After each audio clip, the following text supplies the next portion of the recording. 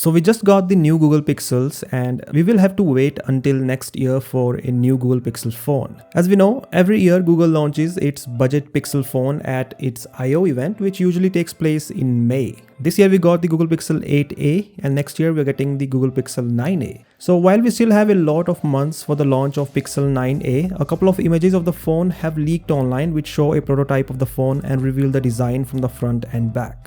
If this is how the Pixel 9a is going to look like, then there are some major design changes that we are going to see in the Pixel 9a when compared to the Pixel 8a. There are even reports that Google may launch the Pixel 9a by the end of this year, which would be a surprising move if true. As we can see, the Google Pixel 9a no longer has a rounded frame. Just like the Pixel 9 series, the Pixel 9a features a flat frame design, and this is a metal frame as evident from the antenna lines. It looks like the phone has a glass back, which would be a big upgrade as the Pixel 8a features a plastic back. The camera module design has completely changed, so it no longer has that camera bar, which was once the identity of Google Pixel phones.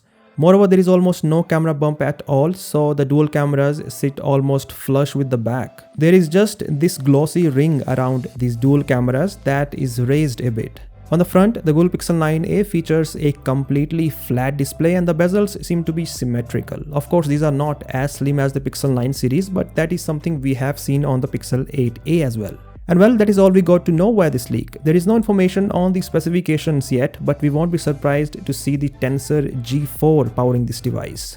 What are your thoughts on the design? Do let me know via the comment section below, and as always, I'll catch you in the next one.